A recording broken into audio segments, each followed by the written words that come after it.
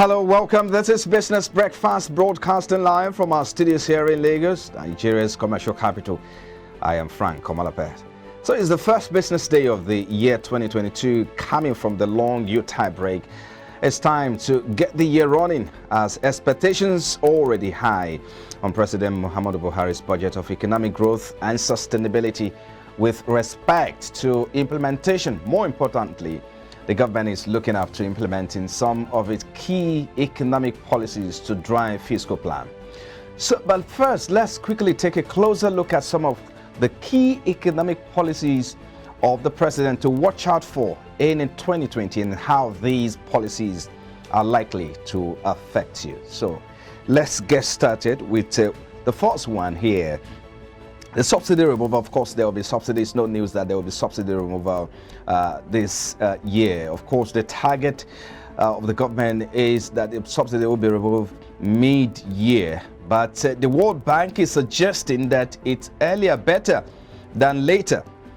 But what will be the impact of that? So we'll get to look at that in a moment and see how that affects you. The second one is to look out for, watch out for, is tax on carbonated drinks. Remember, last year the government said it's going to be taxing all the carbonated or soft drinks, as you may refer to it, and what impact that is likely to create in the economy. Of course, we expect that the prices of carbonated soft drinks may go up this year, or either the operators in that sector may likely hit the street in protest if there is a tax imposition on that. Well, the next one is to look at the forex flotation. That is to say, there will be devaluation of naira, and of course the government will now leave the forex market to operate by itself on the basis of demand and supply.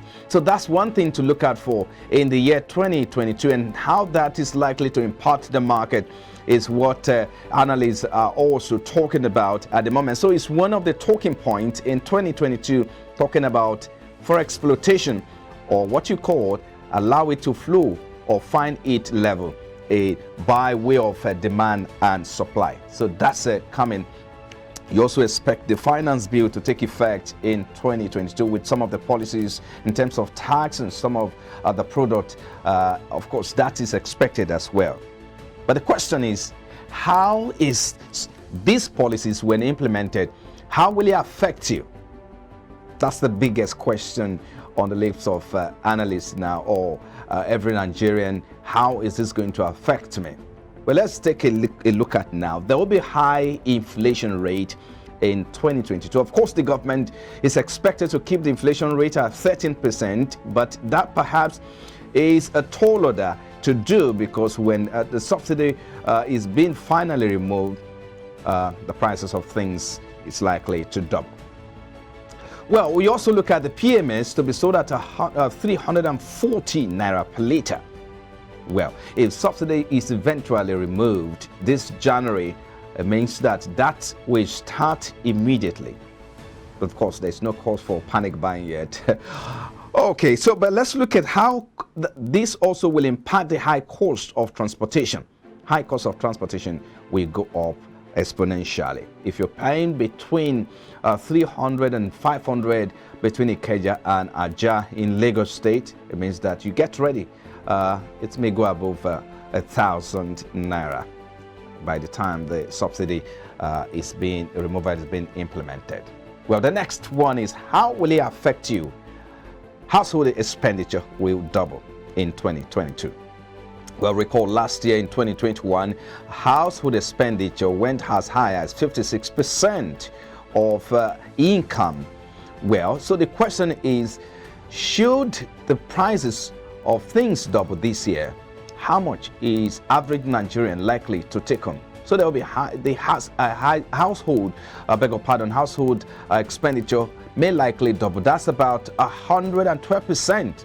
Well, it's gone through the roof as expected, which of course everyone is talking about now. The next one is high cost of consumer goods. Talk about food inflation is likely to go up this year.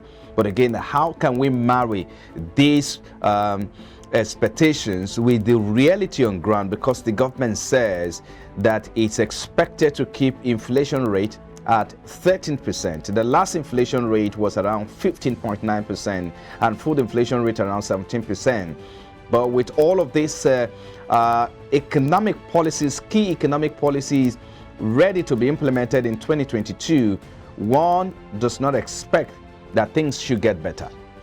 So, and of course, it's not an intention to get you scared there. So income again is not likely to change. Average Nigerian takes home around 30 to 33,000 when you look at the minimum wage that government is implementing now. So it means how much will a Nigerian pay for the cost of transportation of food in 2022?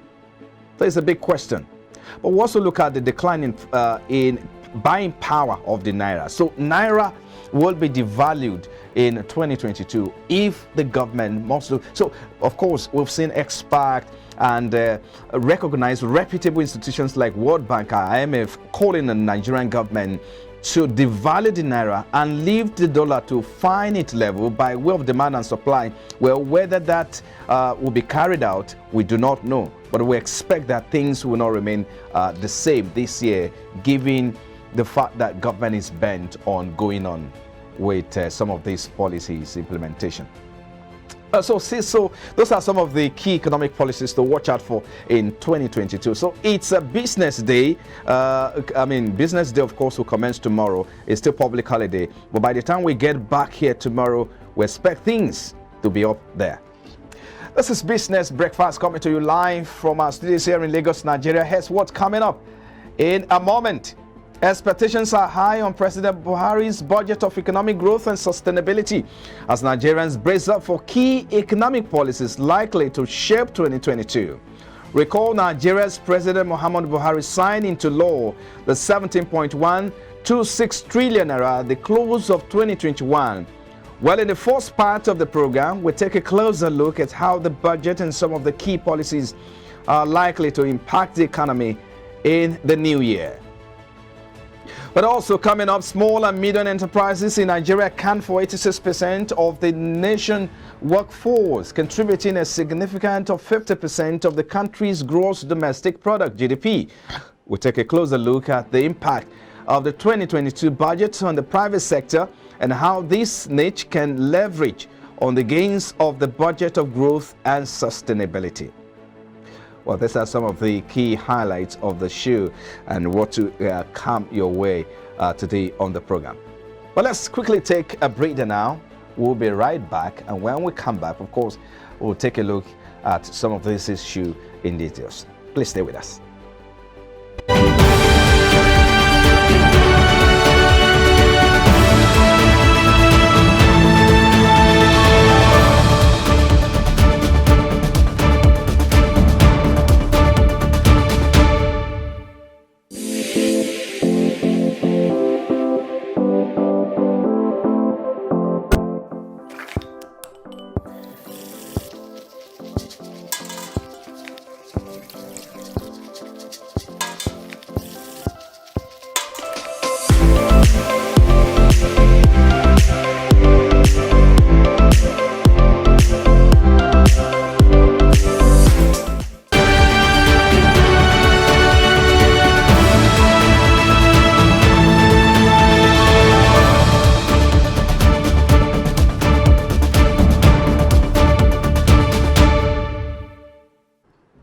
Glad to have you back now. This is Business Breakfast coming to you live from our studios here in Lagos, Nigeria's commercial capital. Just before we get into a conversation today, let's get to see some of the top business headline now. The World Bank has stated that Nigeria may have one of the highest inflation rates globally in 2020, with increasing prices diminishing the welfare of Nigerian households.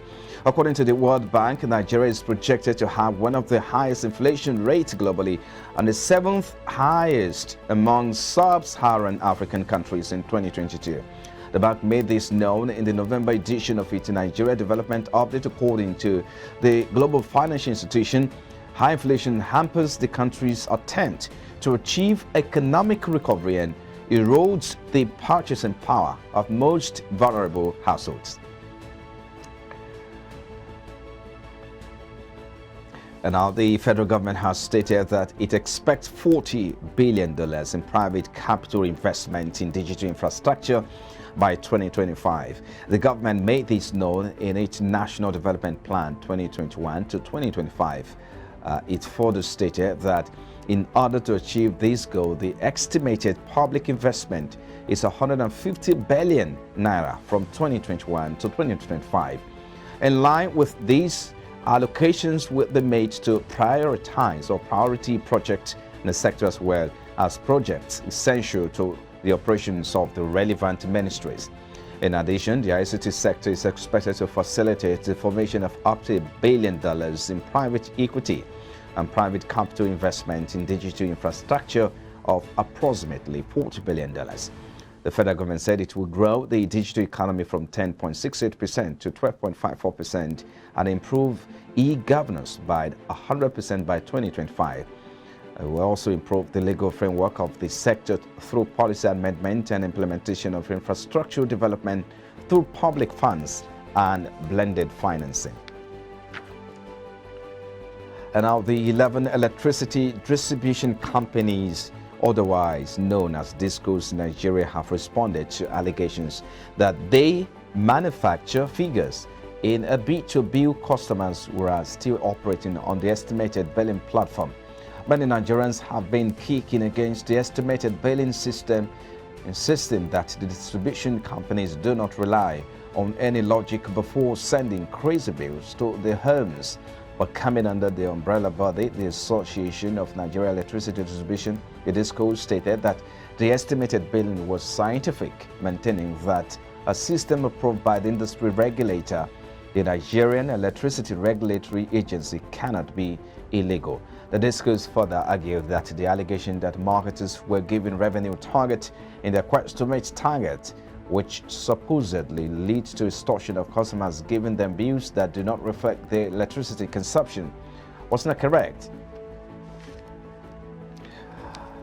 Well, and that's it for now with the top business stories. Coming up in a moment, our focus is now on President Muhammadu Buhari's accent of the budget of 17.126 trillion naira. So we'll look at the economic growth and sustainability plan of the president and the implementation that is expected to commence January 2022 fiscal year.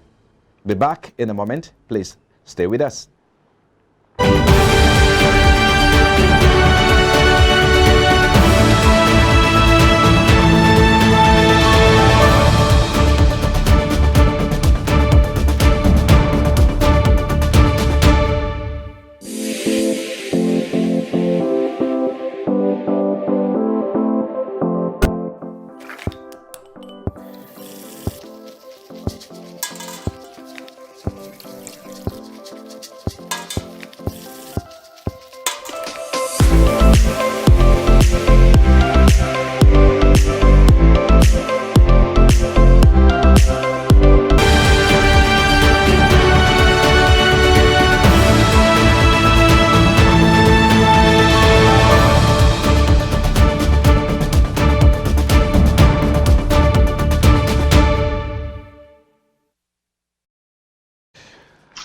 All right, glad to have you back now. This is Business Breakfast coming to you live from our studios here in Lagos, Nigeria. So let's get straight to the discussion now. Joining us to look at this is Mr. Dr. Moda Yusuf. He's the CEO, CPPE.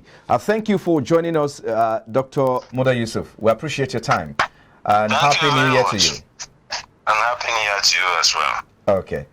Now, let me get started by asking you, the ascent perhaps came very on time, closing the year 2021, talking about the president assenting the budget. Now, how did you receive the news? Well, it was a good news. At least the president, both the president and the National Assembly, has been able to retain or maintain the January to December cycle. I think that is something to be commended, because it is good good for planning. It is good also for budget implementation. To be able to keep, have the discipline to keep to that timetable. It's something that is, I think we should commend both the President and the National Assembly for. Okay. But the complaints by the President before his ascent, I think is something we need to worry about.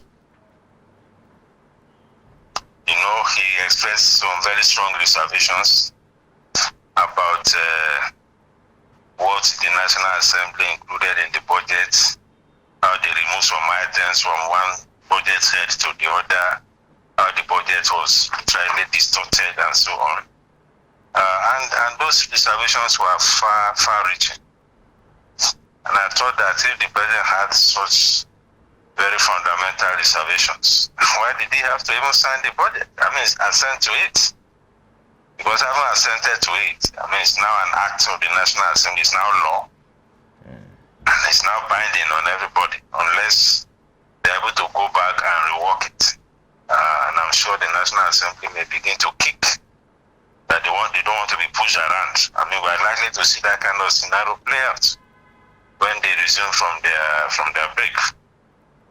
But generally, I think it's a good thing, but I think that there should be a lot more engagement between the National Assembly and the Executive, so that we don't have this kind of back and forth complaints and all of that about what should be in the budget, what should not be in the budget. All those things, I think by now we should have gone beyond that. Having been in this democracy now for over 20 years. That's right. If you look at the budget, the deficit, debt servicing is around 3.8%, while deficit is about 6 trillion naira.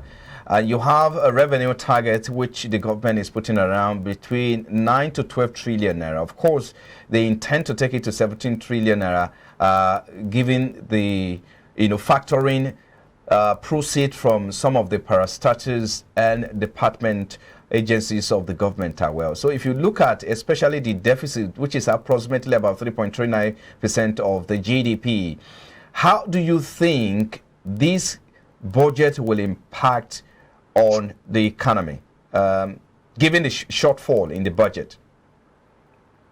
Well, first of all, the revenue expectations look to me to be ambitious. And I think that we ought to have learned even from our experience in the past budget.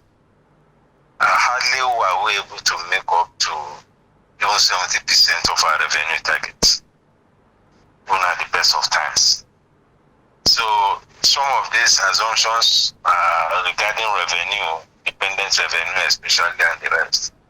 And just as the President said, it was part of the reservations even of the President, that some of those revenue expectations may not be realized. So therefore, at the end of the day, we may be seeing a deficit that is much more than this. Because the tendency is to continue to spend the money, even when the revenue is not there. And invariably, you see a lot of a bigger deficit than was projected. You see a lot of CBN involvement in financing the deficit, which is highly inflationary, by the way, borrowing and all of that. I mean, look at the borrowing component. The borrowing is about 3.8 trillion. That's a lot of money. And borrowing costs, debt service, is a first-line charge. What that means is that no matter the amount of revenue you have, you prioritize debt service. So whatever is left is what you can now use for other things. So at the end of the day, you see that we cry about issues of capital budget implementation, poor releases, and all of that. So when you have this kind of structure of budget, you are likely to repeat all this kind of cycle, because some of those revenue expectations are not realistic, and yet the government is finding it difficult to cut expenditure, because you want to make the system a lot inclusive by democratizing expenditure. Everybody is on board, and yet there is no revenue. So this cycle of high deficits, high debt profile, and this is likely to continue. More so that we are going closer to the election. You know, I was going to ask you. Electioneering activities in 2022. These are really issues to be concerned about, really. But are we busting ourselves into a corner where we can't recover on time? Is it what this is all about? Especially if you look at this year, this is a pre-election year, and some analysts are saying that from the second quarter, the government attention may shift to politics. That is what is going to happen. Because the bigger priority will now be how to win the election. So both attention in terms of time, even in terms of resources, will be committed in that direction. So we are not likely to see much, and we are likely to see a whole lot of distraction. And again, the macroeconomic situation may continue to even be more challenged. Because some of the challenges we have around inflation, around foreign exchange and all of that, they are all also to a large extent issues of policies and issue of macroeconomic management. Because if you don't have the discipline to manage your macroeconomic environment well, you have all these issues. And you know what the price that the citizens are paying for this. You know the price that even the businesses are paying in the form of high inflation. Even though we say that inflation has decelerated from March, when it was around 18%, to November, when it was 15.4%. If you look at the basket of goods that a lot of common people consume, the inflation within that basket is over 50%. That's an erosion of purchasing power. That's an erosion of their real income. And you know the implication of that for poverty. So when the citizens are complaining and crying that there is a lot of poverty, that is where the problem is coming from. Because the money they have, the value has been eroded. Okay, let's look at this now. What has happened to our currency? It's also a macroeconomic issue. It's a policy issue. So those are the concerns that we have, and unless there's a major change in the way we do things, we may end up just having it the way things have been. Dr. Muda, we have. I want us to look at this in perspective. You have a budget, of course, which is expected that is going to impact on the economy, but then you also have some policies on the other hand, and some of the key policies to watch out for in 2022 will include the removal of subsidy. We also look at some tax on consumables like carbonated drinks. You're also going to have a bit of, because some analysts are saying we may have naira devaluation and of course forex fluctuations as well. Now, if you put all of these policies, because when implemented, there's going to be a fallout or impact on the economy. So if you look at the budget that we have at the moment and some of these policies, how do we ensure we balance the two? The budget of economic sustainability is what the president calls it. And then you have these policies on the other hand, which of course the impact is it's likely to be felt on ordinary Nigerians. How do we balance this to ensure that we make life easy in 2022? The way to balance it is to engage properly with the policymakers and the political leadership in the country.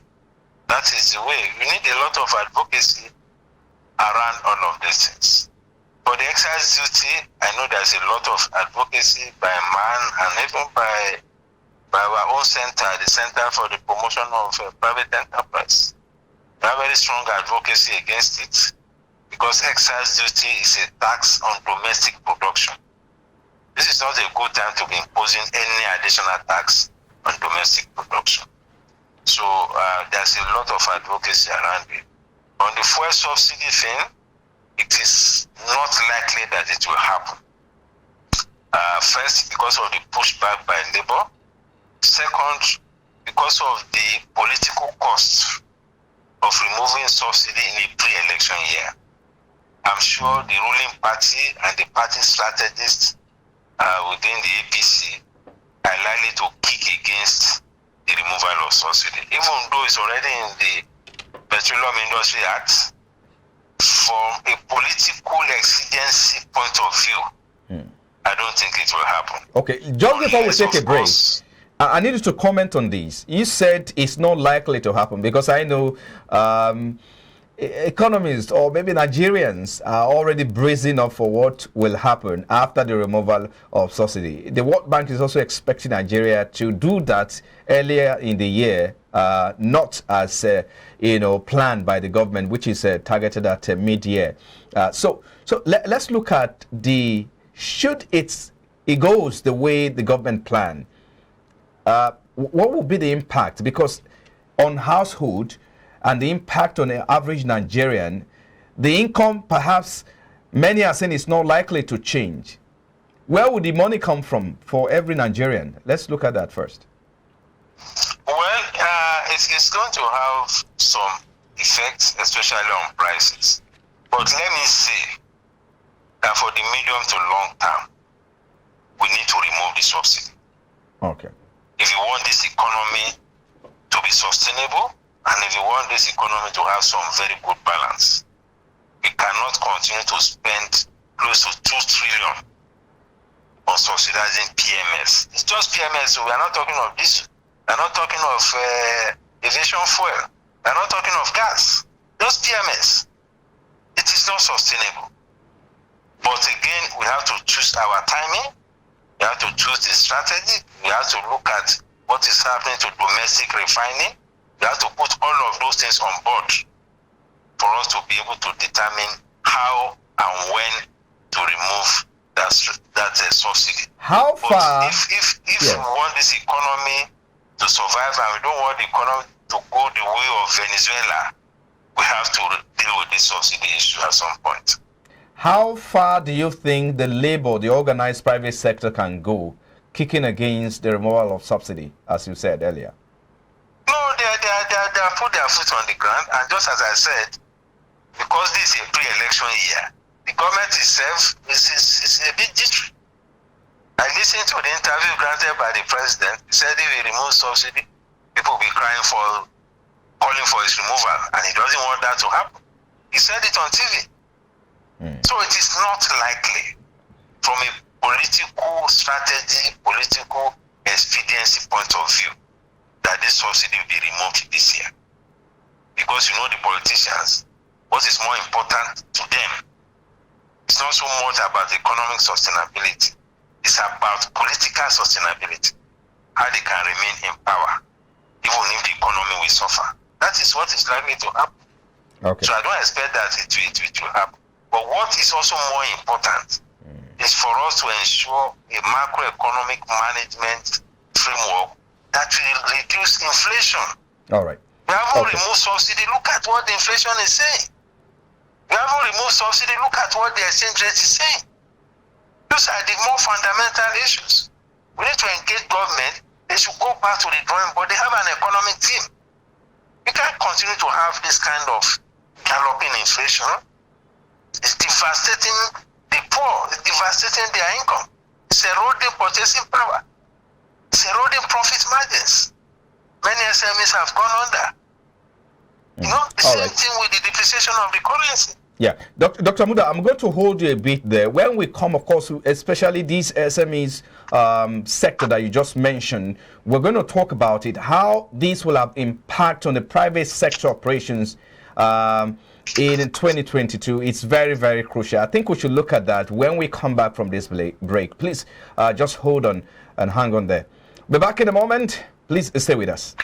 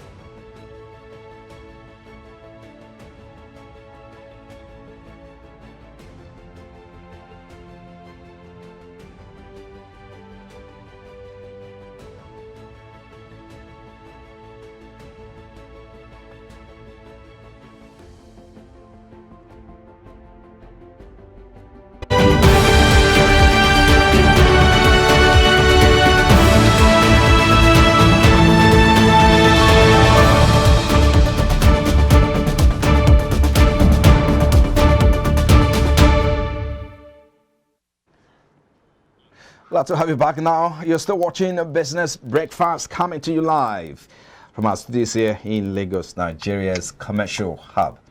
So let's look at, turn to the other side and look at the impact of the budget on the private sector operation. Dr. Muda Yusuf, CEO, CPPE, is still here with us on the program. Thank you for your time. We appreciate you.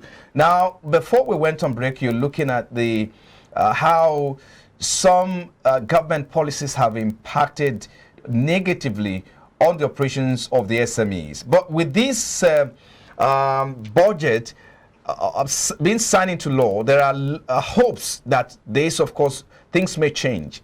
How do you think this will impact on the operations of the private sector, especially those in the SMEs sector?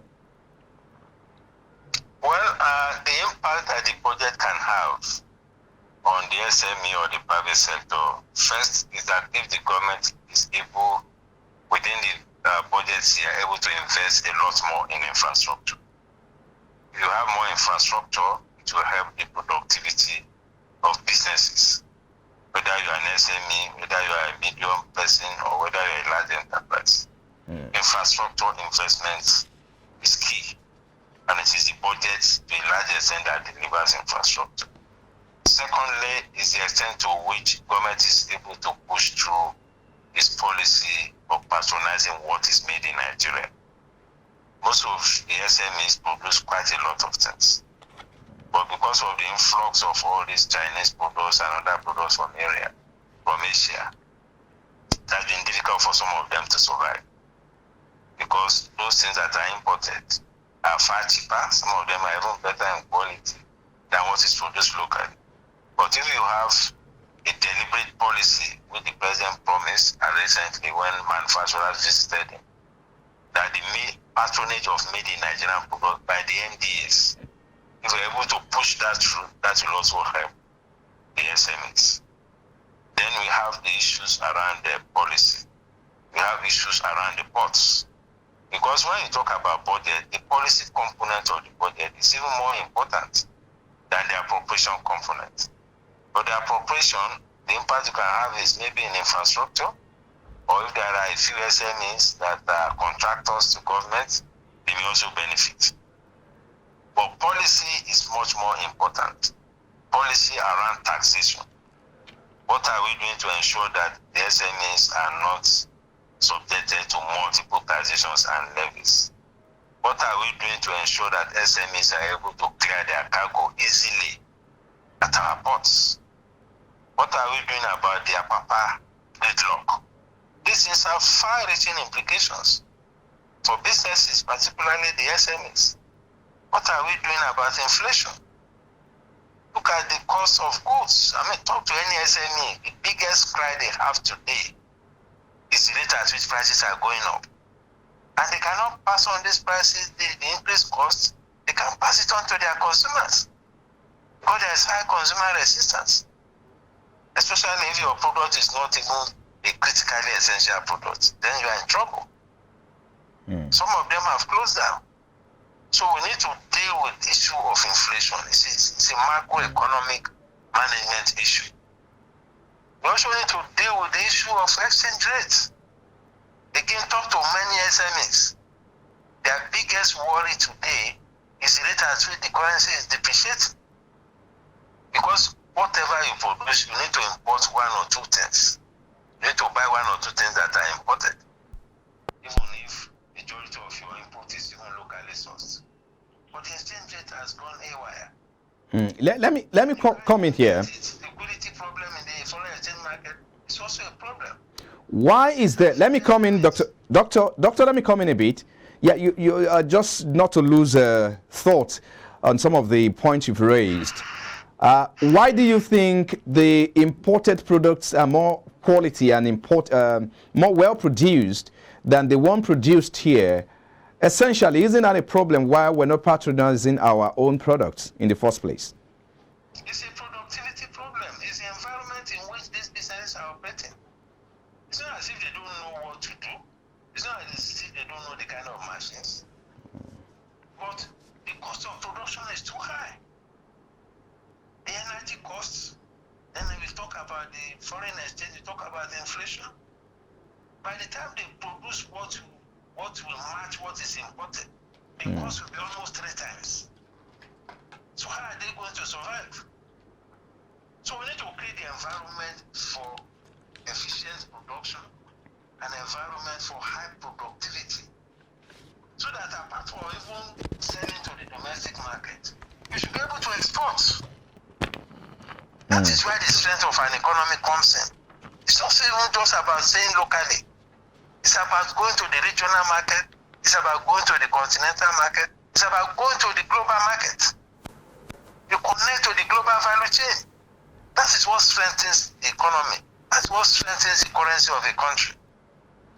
But when the environment for production is so difficult, then you have this problem that foreign goods will just come and overrun all the domestic production that we have there. When we look at the manufacturing space now in the SME category, foreigners are beginning to dominate the whole place. Indigenous manufacturers are going almost into extinction. Okay. All these guys they come with cheap capital, they come with very good machineries, and they are taking over.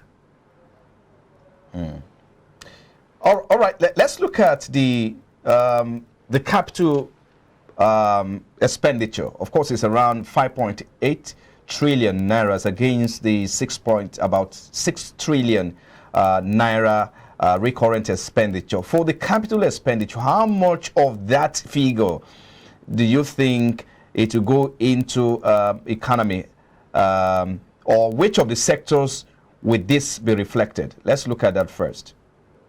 You see, the interest of an average investor in capital expenditure is infrastructure. That is what an average investor is looking for from government.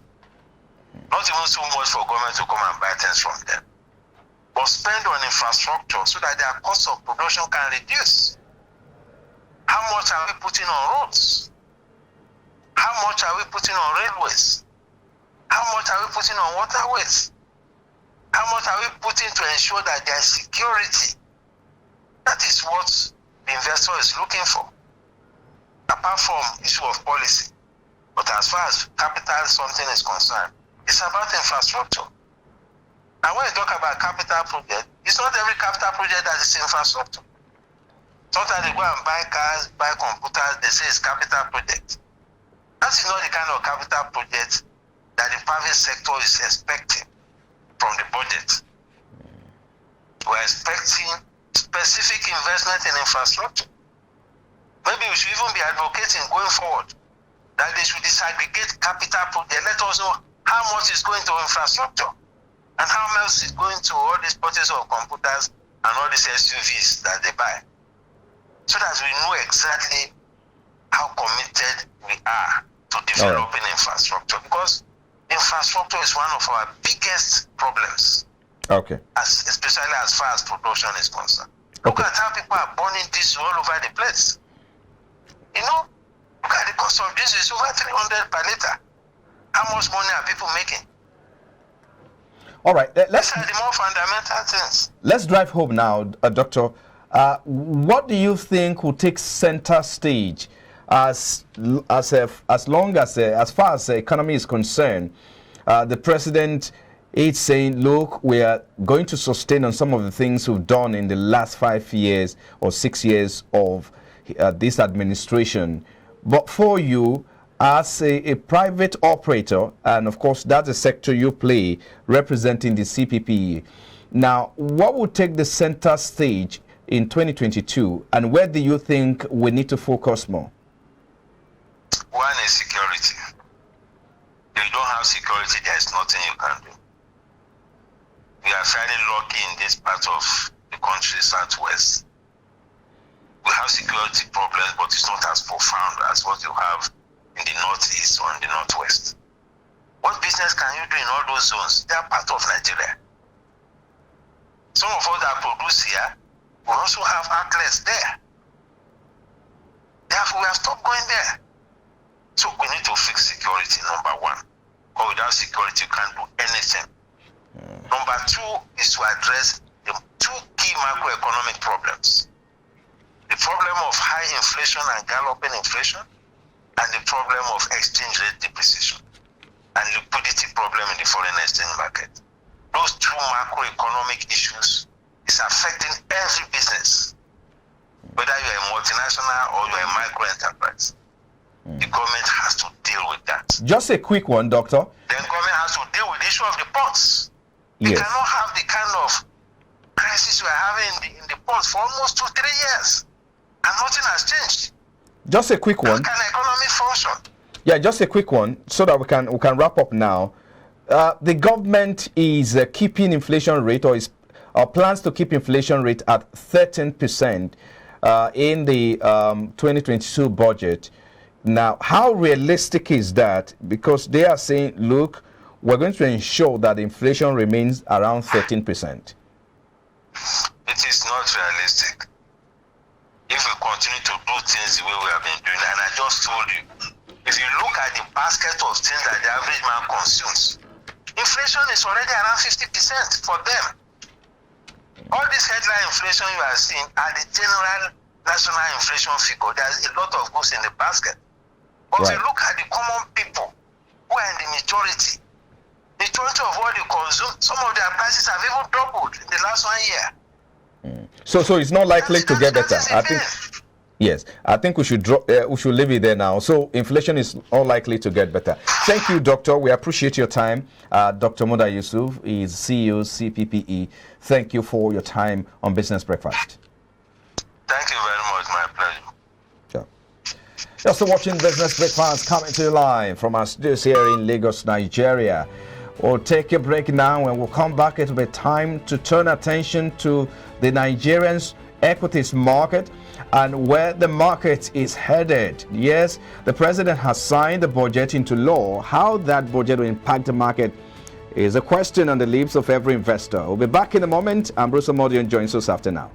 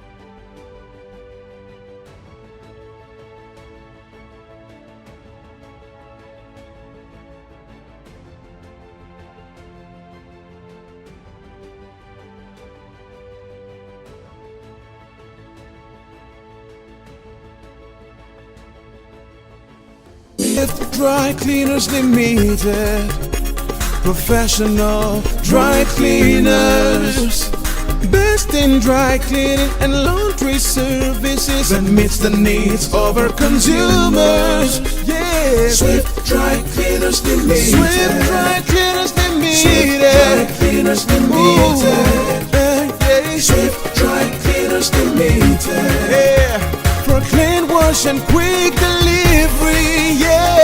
Swift Dry Cleaners Limited, Swift Dry Cleaners Limited,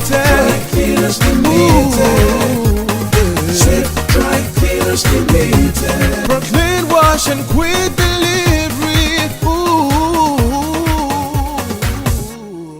Swift Dry Cleaners, clean wash, quick.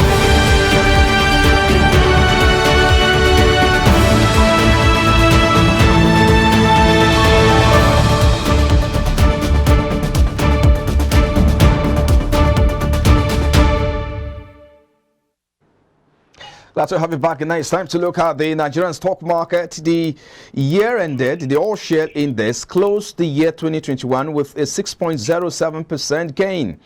All-share index opened the year 2021 at 40,270.7 and closed with 42,000 points at the close of trading on December 31st. representing about 6.07% gain year to date. Nigerian stock started 2021 on the back of an impressive 50.03% return as local investors stage a remarkable surge in demand for equities. However, stocks have struggled since 2021 as demand from local investors cooled amidst little to no interest from foreign investors, high inflation rates, and a shift in central bank monetary policies and slow economic growth. So, let's get talking now. Mr. Ambrose Amodian is Chief Research Officer, Invest Data Consulting Limited. He joins us via the telephone now. Mr. Ambrose Amodian, thank you for joining us. Happy New Year and good to see you. Yeah, nice to hear from you too. Happy New Year to you too. Well, did I say good to see you? Well, you're live on phone. Well, but perhaps we'll get to see each other soon. But let's look at the performance of the market in 2021. The year closed at 6.0% gain year to date. So what do you think shaped the market in 2021 for you? Yeah, actually, I would say the market in 2021 was a mixed performance, and a lot of factors, as you just said, was what influenced the market for that year. But the thing is that anywhere in the world, what really drove the economy in 2021, global and locally, was the vaccination move of the world, of the government of different climates. That vaccination was part of it. But in our own market, the major factors that shape our market, as you just mentioned, are earnings, investor sentiment, acquisition, and also primary market activities. I will tell you, for the past almost 5 years, the primary market activities in the market for 2021 was on the high side. A lot of companies were in the market for right issue before the MTN offer for sale, and also the positive earnings from people the first quarter, second quarter, third quarter that came from quoted companies to an insight that despite the influence of COVID-19 of different viruses like data virus and daytime Omicron, our market still closed positive of 6.07. This is that the market is resilient for 2021, and that spirit is likely also to flow into the year 2021. But since we saw a lot of vaccination, or call it up and down market for 2021, so to be expected to see a lot of volatility also in the year 2022. Because for me, investors in this market for the past 2 years, where you said in 2020 we saw about 50.09, but then it now came down to almost 6.07. It says that our market remains straight positive for 2 years. That trend is likely to also repeat itself in the new year. But I would think that in the new year, a lot of factors was going to shape the market. One, that's already ahead that the government is likely to remove subsidy. This government policy is going to turn a lot of things around. That means the MPC meeting, the removal of subsidy, the telecom sector, a lot of factors going to drive the market up and down. But for design investors that are investing with knowledge, they don't need to panic, but rather they take advantage of uncertainties they are seeing to make profit. Because in any uncertainty environment, there's always opportunity to make money in the market. That means they need to cash on those factors that they've learned all years, especially those that are following the invest data online. Anyway, because we are giving Nigerian investors enough education to guide them going forward. Because one, as we're expecting the government to remove the subsidy, there will be general inflation in the economy.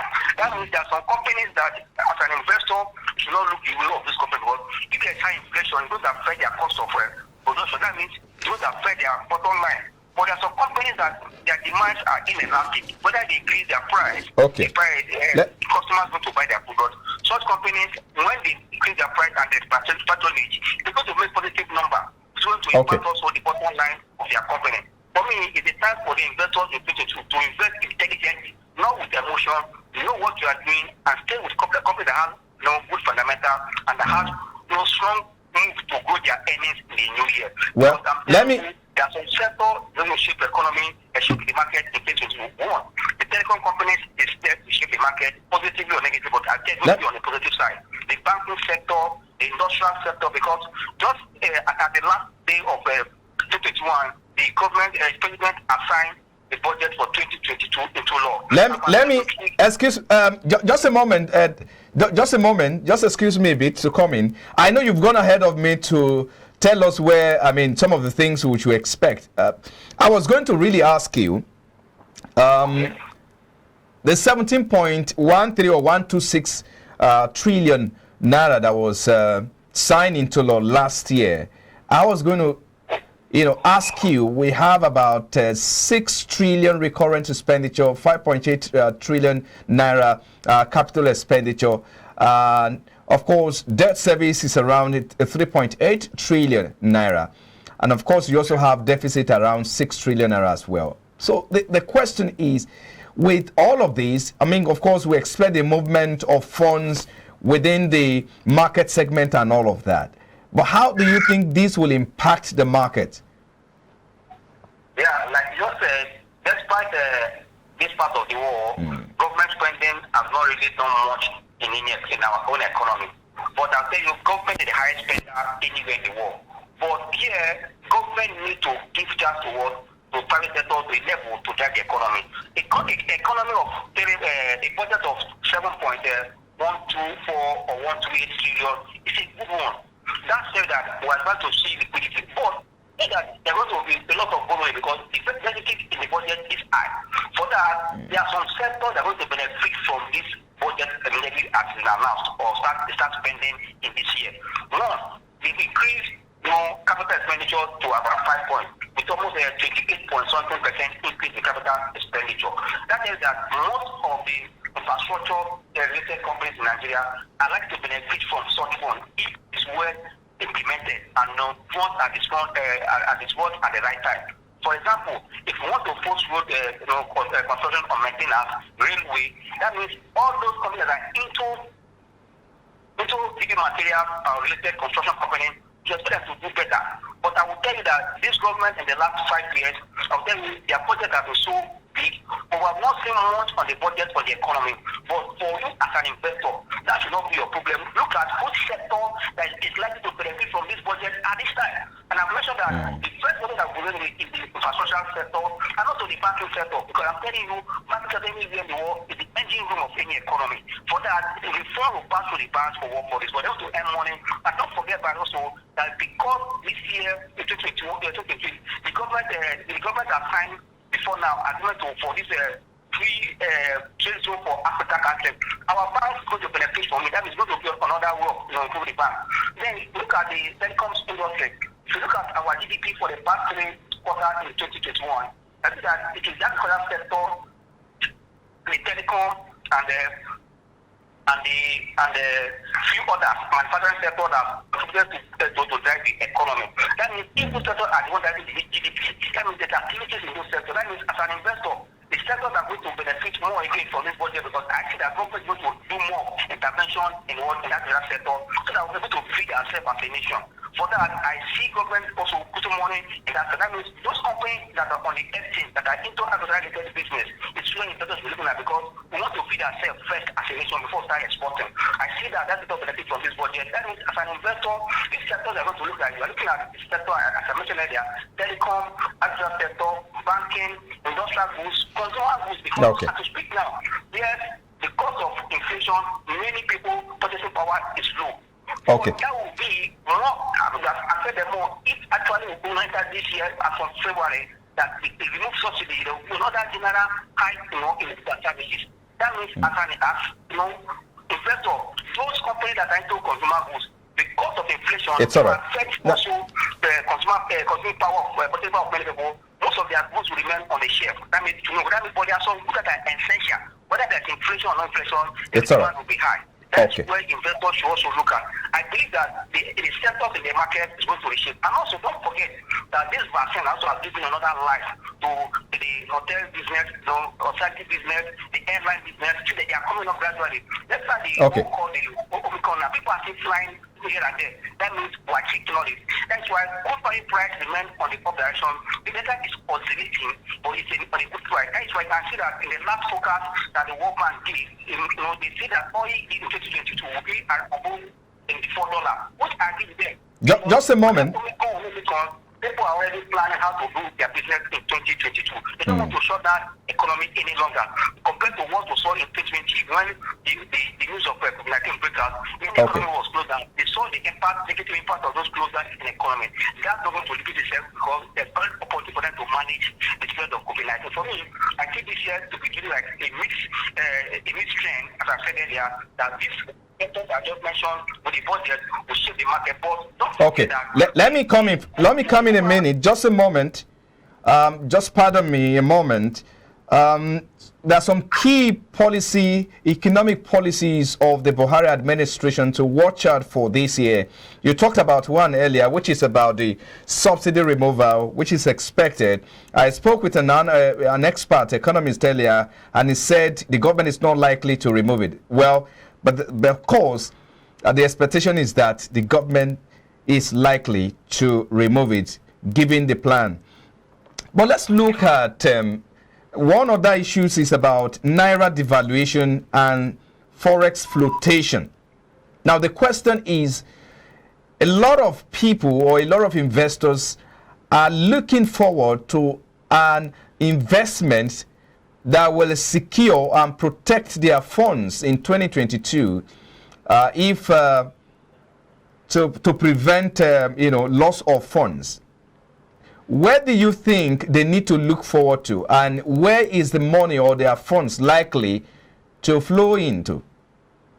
Yeah, it's a good question. In any economy, when there is inflation and become hyperinflation, there likes to be Naira devaluation, which we know that in Nigeria, that is for almost 4 times in the last 5 years, we are devaluing Naira on our own side here, just to keep things moving. But let's try to make it snappy now, so that we can wind down. Yeah. Can you hear me? Yes, I can hear you. I said try to make it snappy. Let's keep it within 30 to 1 minute. Okay. If the government really want to make sure that this inflation is contained, but at the initial time, there's nothing can be done by government. There will be inflation if subsidies removed. Okay. But to protect your phone, protect against inflation, you know the law, real estate investment, you know the law of equity investment. Put your money in any fixed income, vehicle, when there's inflation, you already have to make a limitation on. That means at the end of the day, your money is measurable in the value. That means if you want to really protect their phone, you look for those specific that have their demand, their service is essential. Okay. I think we need to leave it there. Thank you so much. Let's leave it there, Mr. Ambrose, for your time. We appreciate you. Ambrose Amodion is Chief Research Officer, Invest Data Consulting Limited. And this is where we leave it on the show today. Many thanks for watching. We'll be back again tomorrow. I am Frank Omalape. I'll see you again.